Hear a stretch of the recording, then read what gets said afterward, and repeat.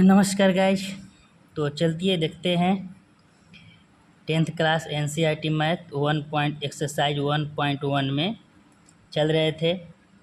जो क्वेश्चन 1 में था 3 क्वेश्चन था और अभी क्वेश्चन 2 में यानी यहाँ दर्शा रहा है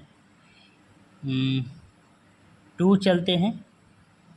1 में 3 क्वेश्चन था, अभी टाइप 2 है तो 2 में क्या कह रहा है क्वेश्चन कि दर्शाइए कि कोई भी धनात्मक विषम पूर्णांक 6q+1 और 6q+3 या 6q+5 के रूप का होता है। यानी सिद्ध करने के लिए कह रहा है कि आप दर्शाइए कि क्या इसका रूप का होता है। तो पहले तो मैं यहाँ पे लॉजिकल एक हम लोग देखेंगे कि लॉजिक के रूप में क्या हम लोग का मिल रहा है कि 6q+1 और 6q+3 और 6q+5 यानी 1 3 और 5 यानी 1 3 5 यानी देखो दर्शाइए कि कोई भी धनात्मक विषम पूर्णांक कितना है, विषम संख्या कितना के बोलते हैं 1 3 5, आगे फिर 7 9 11 ये सब।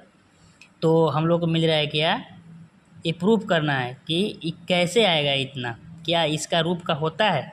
तो हम लोग कहेंगे कि हाँ या ना। तो चलिए पहले तो उतार लेते हैं कि पहला में क्या दिया हुआ है 6q+1, दूसरा में क्या दिया हुआ है 6q+3, तीसरा में क्या दिया हुआ है 6q+5।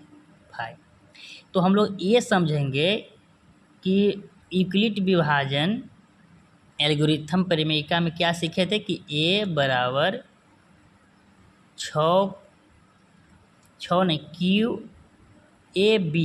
q ना b/q+r हम लोग समझे थे कि नहीं, ये सूत्र होता था। तो देखो तो इस सूत्र पे संबंधित लग रहा है, हम लोग को लग रहा है। देखिए तो ये हम लोग को पता नहीं चल रहा है, बाकी b/q+r देखो तो b/q+r। तो हम लोग इसमें भी देखो b/q+r यानी r देखो इसमें 1 है, इसमें r के जगह पर 3 है, इसमें r के जगह पे 5 है, और q के जगह पर q है, और b के जगह पे क्या कह रहा है 6 है 6 है 6 है, बाकी a के जगह पे नहीं है। तो हम लोग मानेंगे, हम लोग को तो 6 मिल गया है, अरे b मिल गया है, q भी मिल गया है, पता नहीं है लेकिन q ऐसे दर्शाया गया है q है, और r भी मिल गया है क्या 1 2 3 5 मिला है r। तो हम लोग को यही दर्शाना है, तो हम लोग को a नहीं मिला है, किसके अनुसार, क्योंकि यूक्लिड एल्गोरिथम के अनुसार सूत्र होता था ना a बराबर b/q+r। तो हम लोग पहले एक मान लेंगे, a नहीं है तो मान लेंगे कि माना हल, माना धनात्मक विषम पूर्णांक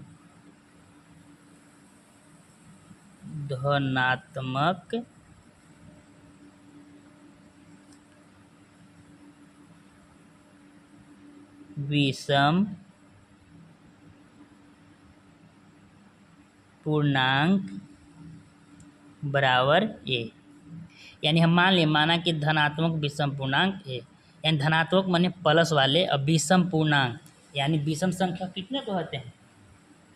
पहले तो विषम संख्या समझ गए हैं कि 1 3 5 7 11 ऐसे कर सकते हैं, 9 भी होगा, लेकिन पूर्णांक समझते हैं। पूर्णांक किसको बोलते हैं, पूर्णांक संख्या किसको बोलते हैं, तो पूर्णांक बोलते हैं कि कोई भी संख्या अगर 1 2 3 4 5 तक ले लो, और फिर देखो जैसे पूर्णांक हम लोग कहते हैं, जैसे देखो 1 0 बीच में कर देते हैं, और 1 2 3 4 चाहे 1 2 3 4, यानी 0 से स्टार्ट होता है प्लस की ओर और 0 से स्टार्ट होता है माइनस की ओर।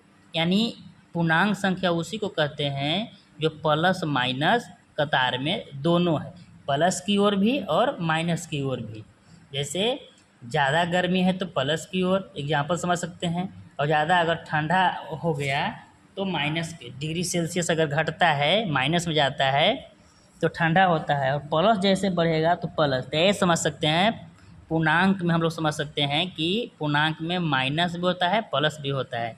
जीरो से हम लेवल बढ़ाएंगे आगे की ओर, +1 +2 +3, और जीरो से घटाएंगे -1 -2, ये सब पूर्णांक में आता है।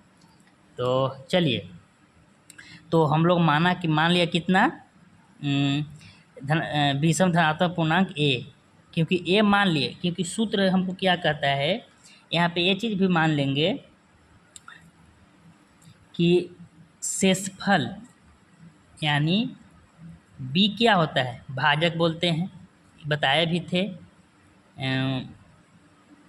बराबर। तो ये मानेंगे यहाँ पे कि बी के क्या बोलते हैं, भाजक बोलते हैं, ज और क। तो भाजक बराबर कितना है, बी होता था कि नहीं, बी क्यू। कह रहा है कि ए बराबर बी क्यू प्लस आर, तब बी हम लोग को कितना मिल रहा है, यानी बी 6 है। तो यानी बी भाजक बोलते हैं और कितना है, 6 है। और आर के क्या बोलते हैं, शेषफल, शेषफल यानी आर शेषफल। तो शेषफल है कितना, तो शेषफल यहाँ पे कितना आ रहा है हम लोग को, 1 3 5। यानी अब हमको पता चला कि अगर हम 6 में, अगर बी में हम ए से, अगर इतना समझ में तो आ रहा है ना कि एक जगह पर कितना है 6, यानी ए बी मिल गया, ए पता हमको नहीं है। तो समझिए बात के कि क्या हम बोलते थे, ये तो शेषफल आर होता है, तो आर के मान पे क्या क्या हो सकता है, तो आर पे क्या कर रहा है कि 1 3 5, आर बराबर कितना है, 1 3 और 5। जैसे बताए थे कि समझो कि अगर ए में अगर बी से भागा देंगे तो हमको क्या मिलेगा, ये क्यू मिलेगा, ये क्या मिलेगा, आर मिलेगा। तो हमको बी कितना मालूम है, बी तो हमको मालूम है, बी क्यू कितना है, बी 6 है, कितना है 6। बाकी ए कितना है, तो ए हमको मालूम नहीं है, क्योंकि ए हमको, तो यहाँ पर क्या क्या हम लोग रख सकते हैं, यही हमको पता करना है। तो समझो कि बी दे दिया है और शेषफल दे दिया है 1 3 5। तो कभी भी शेषफल जो आएगा, हम ये समझ रहे हैं कि शेषफल कभी भी आता है तो 6 से 20 से कम ही आएगा। तो देखो दिया है 1 2 3, 1 3 5, देखो तो लास्ट में 5 तक दिया है कि नहीं, यानी क्या किया है, शेषफल 6 से कम ही दिया है। तो हम लोग बारी बारी से चलेंगे क्या क्या वो छोड़ा है। तो चलिए, तो हम लोग करेंगे यूक्लिड विभाजन प्रमेयिका से। तो यूक्लिड विभाजन प्रमेयिका का सूत्र क्या होता है, ए बराबर बी क्यू प्लस आर। तो चलिए, जब बारी बारी से, हमको तो आर पता नहीं है, हमको सिद्ध करना है, तो बारी बारी से हम चलेंगे। तो करेंगे जब आर बराबर 0 लेंगे, आर बराबर 0 लेने पर, 0 भी लेंगे, पारा पारी लेंगे, 0 1 2 3 4 5 6 तो लेंगे ना, कहे कि 6 तो यहाँ है, 6 से कभी शेषफल आएगा तो कम ही आएगा, आर माने रिमेंबर, यानी 6 से कम ही आएगा। तो 5 तक लेते हैं हम आर बराबर। तो चलिए, तब ए बराबर बी क्यू, तो बी क्यू यानी बी कितना है, तो हम लोग 6 करेंगे, और क्यू कितना है, क्यू का मान कितना है, तो क्यू है, तो क्यू ही रह देंगे। प्लस आर कितना है, तो पहले 0 लेके चलेंगे, फिर पारा पारी करेंगे, 0 लेंगे, फिर 1 लेंगे, 2 लेंगे, 3 लेंगे, 4 लेंगे, 5 लेंगे। चलिए पर 0 लेते हैं, तो यहाँ आर के जगह पर कितना, 0, तो 0 आर के जगह पर लेंगे, तो 6 क्यू प्लस जोड़ेंगे तो ए बराबर कितना मान आया, यानी ए बराबर पहले आया 6 क्यू। अगर इसी प्रकार से अगर यहाँ पे हम 2 1 लेंगे तो ए बराबर कितना हो जाएगा, 6 क्यू प्लस 1। कहे कि यहाँ पे कितना आ रहा था, 6 क्यू आ रहा था।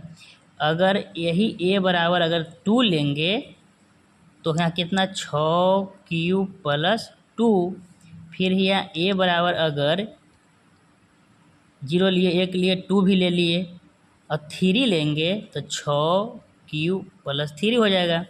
इसी प्रकार ए बराबर अगर हम 6 लेंगे, 4 लेंगे तो 6Q+4।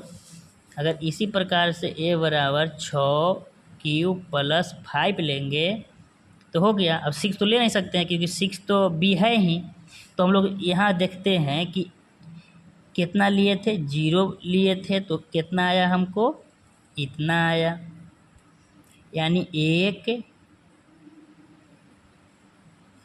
यानी कितना, 6 1 7 हो रहा है, 6 1 7, 6 2 8 और 6 3 9। देखो तो 6 1 7 हो रहा है, 6 और 1 लेंगे तो देखो 7 हुआ।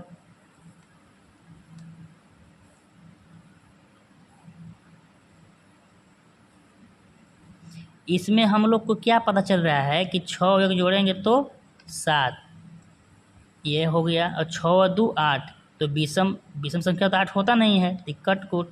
फिर 6 और 3 9 होता है, तो ये भी ले लिए। फिर देखते हैं 6 4 10, 10 तो सम संख्या होता है, तो ये भी नहीं लेंगे। लेकिन 6Q+5, 6 और 5 11, हाँ 11 होता है, यानी 9 और 11। देखो तो 6Q+1 विषम, यहाँ पे क्या बोल रहा था, विषम पूर्णांक बोल रहा था कि ना, तो 6Q+1 हमको प्रूफ हो गया कि ना। 6Q+3, देखो 6Q+3, फिर 6Q+5 हमको प्रूफ हो गया। तो इसी तरीक़ा से हम लोग ये जब बारी बारी से आर के मान रखे तो हम लोग को सब आ गया। तो हम लोग ये हम यहाँ पर सोचे कि यानी यहाँ से हम प्रूफ हमको हो गया। जब बारी बारी से हम 1 0 1 2 3 5 रखे तो हमको जो कह रहा था दर्शाने के लिए जो हमको आ गया। तो यहाँ पे अब लिखेंगे अतः कोई भी धनात्मक विषम पूर्णांक, कोई भी धनात्मक विषम पूर्णांक 6Q+1, 6Q+3, 6Q+5 के रूप का होता है, के रूप का होता है। वहाँ कह रहा था कि दर्शाइए कि कोई भी धनात्मक विषम पूर्णांक इतना इतना इतना के रूप का होता है, तो हाँ होता है। यहाँ हाँ इनसे कहेंगे क्योंकि प्रूफ कर दिए, हमको दर्शाने के लिए बोल रहा था क्वेश्चन, और हम लोग भी दर्शा दिए यहाँ। तो मैं उम्मीद करता हूँ कि आप लोग समझे होंगे। चलिए बहुत बहुत धन्यवाद। और इसमें क्वेश्चन और है, नेक्स्ट फिर लेकर आऊँगा।